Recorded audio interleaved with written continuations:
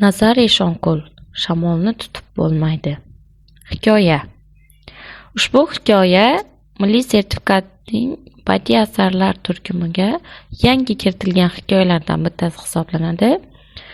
Xo'p, bu asarning boshlanishi 100 yildan beri tersotaliklarning g'ururi va faxri bo'lib kelayotgan Bayna momoning uyini yiqish jarayoni bilan, ya'ni buzish jarayonlari bilan boshlanadi. Uyni qulatish va u uyni qulatish jarayonida, ya'ni u paytda tersotaliklar 50-100 yil tarixga ega bo'lgan Bayna momoni uyi yangi qurilayotgan, ya'ni g'ishtdan pishgan g'ishtdan qurilayotgan yangi uylar oldida shu qadar xaroba, shu qadar bechora bo'lib qolgandiki, shu sababli u joyni yiqib, ya'ni tekislab boshqa bir yangiroq zamonaviy bino qurish maqsadida buzmoqchi bo'ladilar. Bayna momoki asosiy qahramonlar, o'zi Shamolni tutib bo'lmaydi hikoyasining asosiy qahramonlari bu Bayna momo bo'ladi. Asarda Bayna momo juda bir baxtsiz, baxtiqaro, mahalladoshlarida ham mahalladoshlarida ham nafratlanadigan, juda bir hayotga qiziqishi yo'q, shunaqa kampir sifatida ko'rsatiladi hikoyada. Endi Bayna momoning bu holatda yurishiga sabab nimada desangiz, uning eri Raim polvonning vafoti sababli. Endi vafoti qanday bo'lganligi hikoyamiz davomida bilib olamiz. Xo'p, Bayna momoning uyi haqida ta'rif berilgan. U Raim polvon, ya'ni Raim polvon bu Bayna momoning eri hisoblanadi. Shuning otasi, ya'ni Shukur oqsoqol tomonidan o'sha davrlarda eng zamonaviy, eng katta binolardan bittasi sifatida mustahkam qilib qurilgan uy bo'ladi. Shukur oqsoqoldan shu uy meros sifatida qolgan bo'ladi. Endi Raim polvon, ya'ni Bayna momoning erini vafot ettirishiga sabab shundaki, xo'p, zamon o'tboqar Raim polvonning vafot etishi, ya'ni o'ldirilish sababi shunday ediki, u qasddan o'ldirilgan bo'ladi. Ya'ni bu zamon o'tboqar degan shaxs tomonidan otib o'ldiriladi. Endi otib o'ldirilishiga sabab shunday ediki, u paytda chorva mollarni, ya'ni sigirlarini musodara qilishmoqchi bo'ladi, lekin bunga Raim polvon yo'l bermaydi. Shu sababli uni otib o'ldiradilar uydan chiqayotgan payti. Endi otasini o'ldirilganligini ko'rgan yigit, ya'ni o'g'li, Bayna momoning o'g'li esa bu nimaga chidolmaydi-da, g'azab to'la ko'zlari bilan uyga kirib ketib, to'pponchasini olib chiqib, hali to'pponchani otishga ulgurmasidan uni ilma-teshik qilib otib tashlashadi. Zamon o'tboqar yolg'iz emas edi, mirshablar bilan birga kelgan edi va Bayna momoning xotirasida shu qadar yomon bo'lib qolgan, qayta esiga kelaveradigan hodisa shu ediki, Raim polvon va o'g'lini o'lganmi yoki o'lmaganmi, shuni tekshirish maqsadida mirshablar tepib ko'rganliklari hech esidan chiqmaydi. Yana bitta esdan chiqmaydigan, qayta eslaydigan narsasi, shu hodisa bo'layotgan paytda biror bir jonzot, ya'ni qishloqdoshlari, biror bir inson bularni nima qiladi? Tarafkashlik qilib, bularni xaloskori bo'ladimi degan maqsadda yon-veriga ko'p alanglaydi, lekin hech kimni ko'rmaydi. Hech kim yo'q bo'lardi qishloqda. Faqatgina oynalardagi qop-qorong'i darpardalar ko'rsanadi. Biror bir jonzot, tirik jon ko'rinmaydi. Shu sababli Bayna momo, ya'ni o'g'li va eri birdaniga vafot etgan paytda hech kim, qishloqdoshlardan hech kim unga yordam bermaganliklari sababli mana shu qishloqdoshlaridan nafratlanib o'tadi. Oxirgi o'limiga qadar nafratlanadi. Ayniqsa zamon o'tboqardan nafratlanadi. Boya aytganimdek, zamon o'tboqardan nafratlanishining sababi shunda ediki, eri va o'g'lining o'ldirilishiga sababchi bo'lgan shaxs shu edi. Ya'ni o'zi aynan erini otar edi. Xo'p, qisqasi kunlar o'tadi. Bayna momo har kuni eri va o'g'lini qabrlarini ziyorat qilib, ularni eslaydi. na yeyishida, na ichishida, na hayotida biror bir rang qolmaydi. Ya'ni biror bir qiziqi qolmaydi baynamomo uchun. O'zi umuman baynamomo mahalladoshlari bilan ham ochilib berib gaplashmaydi. Ulardan shu nima qilgandek g'azabda, isyonkor tabiat holatda yuradi. Baynamomoni bitta nutqi bor. O'zi 2 oyda bir, 3 oyda bir tegirmonga orqasiga bug'doy orqalab qo'shni qishloqqa tegirmonchiga boradi. Ya'ni Allamurod tegirmonchi bo'ladi. Allamurod tegirmonchi axir o'zim olib nima qilib biror bir yigitga, kishiga aytsangiz, erkak kishiga aytsangiz, qo'shniga yoki mahalladoshdagi, keyin o'zim chiqarib olib borib beraman-ku desa, shu payti baynamomo aytadi, bizni nimada erkak kishi yo'q deydi. Bizni ovulda erkak kishi yo'q deydi. Hamma erkaklar ketgan deydi. Ya'ni bu qishloqda erkak yo'q deydi baynamomo. Yelkasidagi bug'doyni tegirmonga kiraverishda. Bu degan nima degani?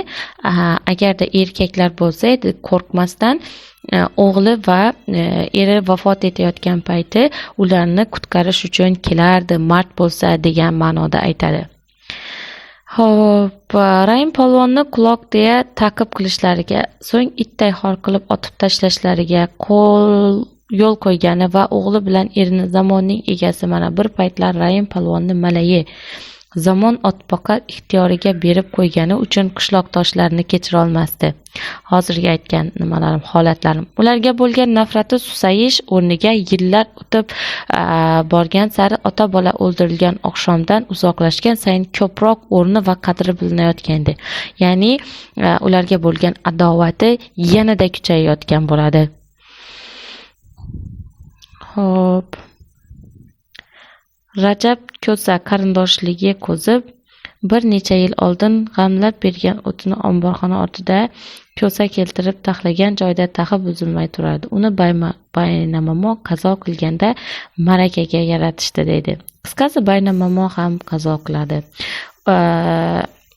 Sal oldin baynamomoning nimasidan o'zi umuman sal oldin Zamon otboqarning o'limi ham nima bo'ladi? Shov-shuv bo'ladi. Ya'ni nima qishloqdoshlardan alamzada yurgan baynamomo ish qilayotgan payti Zamon otboqarning Roziya momo degan ayol Zamon otboqarning o'limini sevinchilab keladi. Ya'ni Zamon otboqar vafot etdi deydi.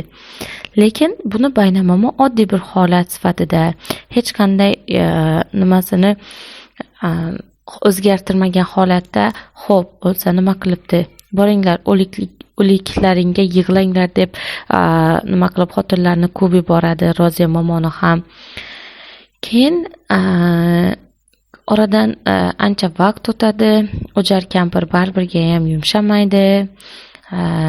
Qancha nima qilsa ham singlisi bo'ladi uni. Singlisi biz tarafga keling, biz tarafda yashaysiz desa, yo'q, uyimni chirog'ini yoqishim kerak, erimni chirog'ini yoqishim kerak deb uydan ketmaydi. Oxiri yotog'li kasal bo'lib qolganda, yotib qolganida singlisi bilan kuyovi o'zlari baynamomonikiga ko'chib kelishadi. U paytda baynamomo boya aytgandek butunlay oyoqdan qolgan, faqat tunu kun uzog'i shiftga qarab termulib yotadi.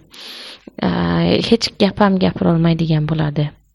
Qisqasi, yana orada u sog'lom payti, ayol sog'lom payti unikiga qizlar kelganligi haqida gap ketadi, talaba qizlar kelganligi.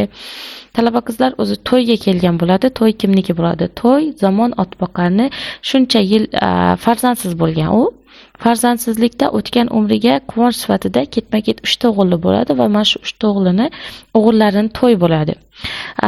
O'g'illarining to'yi nimasini, biror bir to'yni tashvishlari bilan shaharga ketgan bo'ladi Zamon otboqar, lekin shahardan qaytavermaydi, qidiriladi. Keyin juda qo'rqinchli o'lim topgan bo'ladi Zamon otboqar. Kimdir uni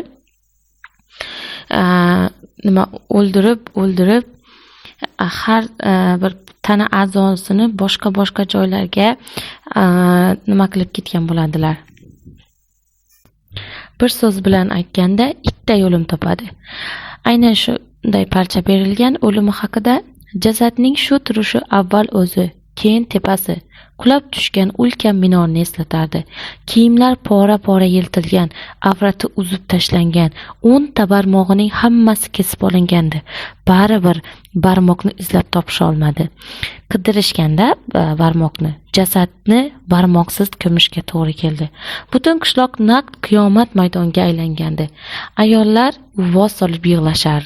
Endi sochlari qorday oppoq, deyarli arvohga aylangan qishloqdoshlarning xotirasida ham chiqib ketgan Bayna momo tom ustida Rayim polvonni itday otib tashlashlaridan bir necha daqiqa oldin otini egallash uchun olib chiqayotib o'qqa duchor bo'lgan, yillar pora-pora qilib tashlagan jabduk ustiga cho'kka tushgancha to'y deb kelib aza ustidan chiqqan mehmonlarni, to'y beraman deb endi aza berayotgan qishloqdoshlarni kuzatib, xuddi qutlug' bir vazifani o'tab, endi dunyoda armoni qolmagandek, yillar g'ijimlab tashlagan yuzida bir junvash ifoda qotib qolgan holda, tersotaliklar hayotida 23 yil soya solgan tosh haykali kabi qilt etmasdan o'tirardi degan nimalar berilgan.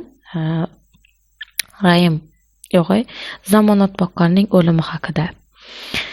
Keyin bu orada kampirni o'zi ham vafot etadi.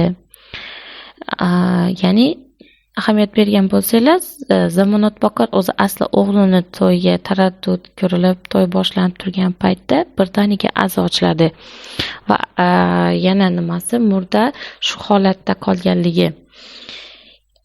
Kimdir nimadan shubha ham qiladilar. Keyin shu shubha qilganlarga uyalib ham ketadilar. Bayna momodan. Chunki Bayna momo hech kimga tegmaydigan ozorsiz kampir bo'ladi. Lekin shunday nimada beriladi. Surishtirish uchun kelgan paytda Bayna momoni ko'rib, qo'rqib ketganidan iziga qaytib ketadilar. Qisqasi, undan keyin esa Bayna momo vafot etadi. Bayna momoning vafot etishi. Murdani yuvish Bayna momo vafot etmoqchi bo'lgan paytda boya singillari kelgan edi-yu, gapira olmaydigan ham bo'lib qoladi. Faqatgina shu kelinlik paytdagi sandiqqa imo-ishora qilib, shu bilan vafot etadi. Qisqasi, vafotidan keyin murdani yuvish oldidan sandiqni ochishdi. Avval o'limlikka atalgan kiyim-kechaklarni, kafanni olishdi. So'ng dastasi qorayib qolgan qamchi, sopiga gafar o'rnatilgan xanjar, erkak kishining teri hidib kelib turgan kalla po'shi, ko'krakka taqadigan zebi gardon, kampirning qo'lida hech qachon ko'rinmagan kelinlik bilaguziki, etagi kashtali, yoqasiga tasma urilgan keng ko'ylak, angishvoni va sarg'ayib ketgan Qur'onni olishi, eng oxirida sandiqdan bog'ichini chirik bog'lagan, kaptarning yuragidek kichkina, matosi zar sim bilan tikilgan, ko'p yillik qon qotib qolgan tumor va tig'i zanglagan qaychi. Ko'p yil turganidan bo'g'im bo'lib faqat suyakning o'zi qolgan. U ham qoramtir tus olib, naqd kukunga aylanish arafasiga kelgan. Chorsining yirtig'iga pala-partish o'rab tashlangan 10 ta odam barmog'i ham topildi. Hikoya ushbu parcha bilan tugaydi.